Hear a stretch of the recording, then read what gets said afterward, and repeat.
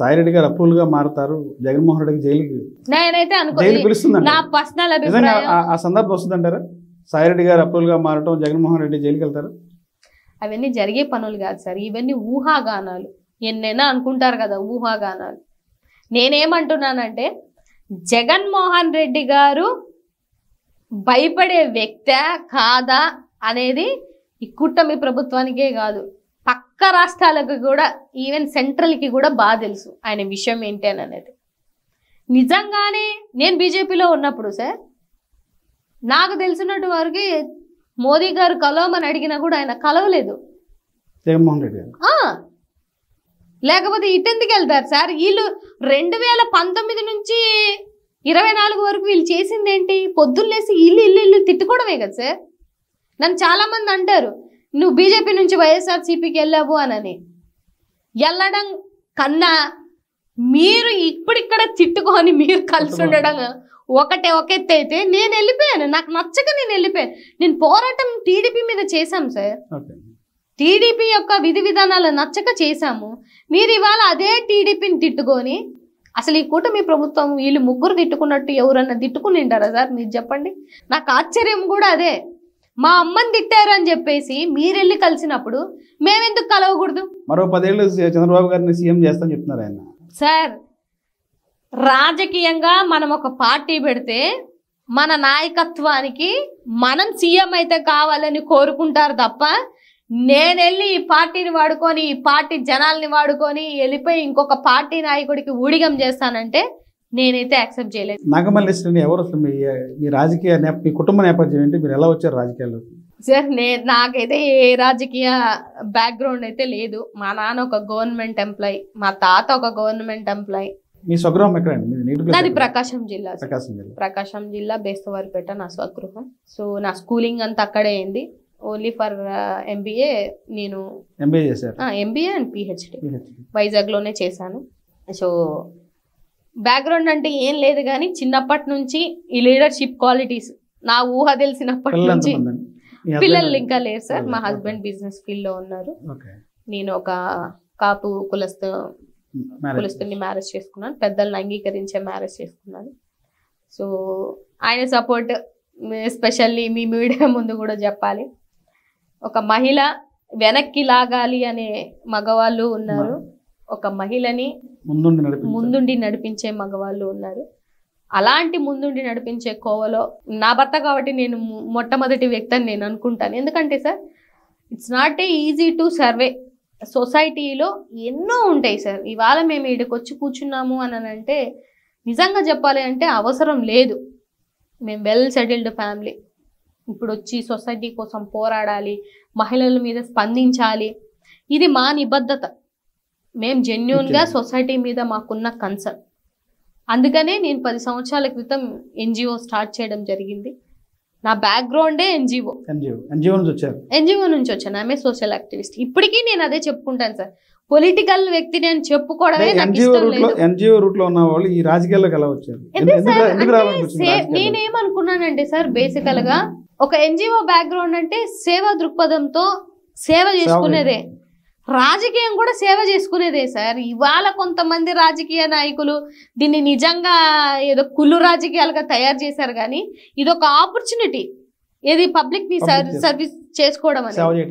నేనేమనుకున్నానంటే ఇంత సేవ చేస్తున్నా కదా ఇక్కడ 10 ఏళ్ల నుంచి, ఇంకా ఎక్కువ చేద్దాము రాజకీయంగా వెళ్తే. కొంతమంది పెద్దలు సలహాలు ఇచ్చారు, మల్లీశ్వరి నీలాంటి అమ్మాయి నిస్వార్థంగా పనిచేస్తుంది వెళ్ళాలి అని. కానీ ఇక్కడికి వచ్చిన తర్వాత చూస్తే సినారియో డిఫరెంట్గా ఉంది. అనుకున్నది వేరే, ఇక్కడ జరుగుతుంది వేరే సార్. కానీ నిస్వార్థంతో పనిచేసినటువంటి లీడర్లని, నాయకత్వాన్ని ఎప్పటికీ ప్రజలు ఇవాళ తెలుసుకోలేకపోయినా రేపొద్దున కూడా తెలుసుకుంటారు. చాలా మంది మీకు గత పక్క పార్టీలో నేను అసెంబ్లీ ఇన్ఛార్జి చేసున్నాను, బీజేపీ చేస్తున్నాను, పైకరావుపేటకి అసెంబ్లీ ఇన్ఛార్జ్ చేస్తున్నాను. అప్పుడు ఇన్ని కోట్లు పెడతారా అని అంటే నేను పర్సనల్గా ఫీల్ అయ్యేది ఏంటంటే, 100 కోట్లు పెట్టిన వాడు ఆ 100 కోట్లు మళ్ళీ ఎలా తెచ్చుకోవాలని ఆలోచిస్తాడు. నేను పర్సనల్గా ఫీల్ అవుతాను. మీరు ఆలోచించాల్సింది, మల్లీశ్వరి చదువుకుందా, ఆ అమ్మాయికి పరిజ్ఞానం ఉందా, జనాల పక్షాన నిలబడే కెపాసిటీ ఉందా, జనాలకి ఏదన్నా అన్యాయం జరిగితే నిలదీసి అడిగే స్పందించే క్యారెక్టర్ ఉందా, లేకపోతే అంత దమ్ము ఉందా? ఇవి కదా చూడాల్సింది. ఇవి లేవు సార్.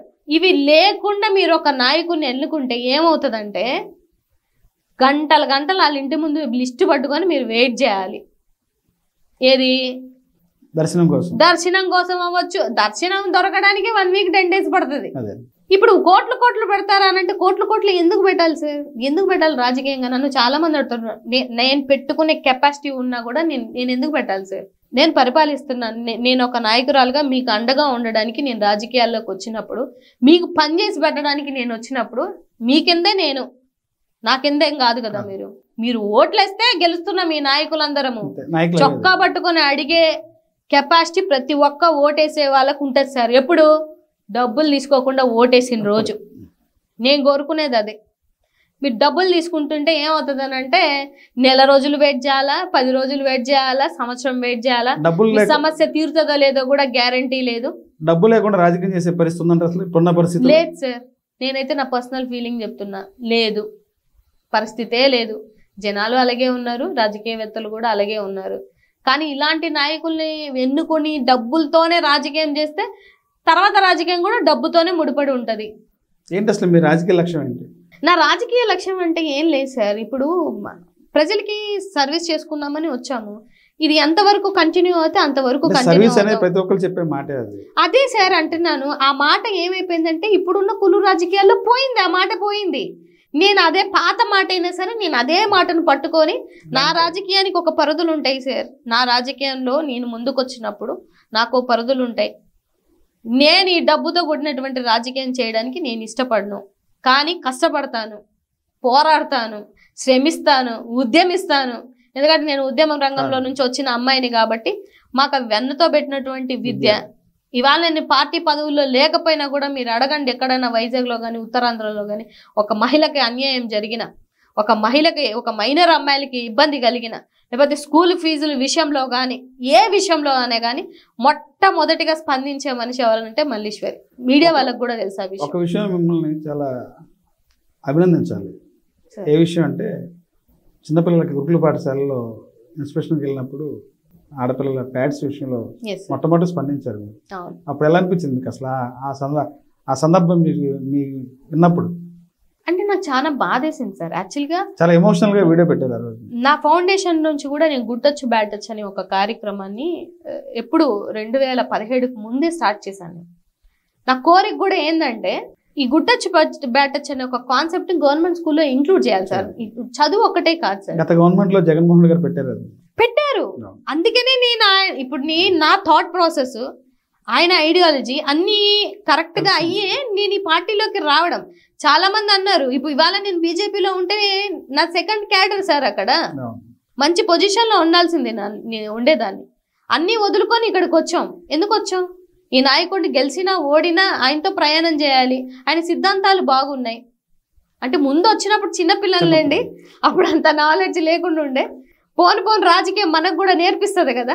అప్పుడు 25 years అప్పుడు రాజకీయాల్లోకి వచ్చాను. ఇప్పుడు 31 అంటే ఆల్మోస్ట్ 6-7 years రాజకీయం తెలుసుకొని ఇవాళ జగన్మోహన్ రెడ్డి గారు ఆయన వెళ్తున్నటువంటి వే నాకు కరెక్ట్ అనిపించి వచ్చాను.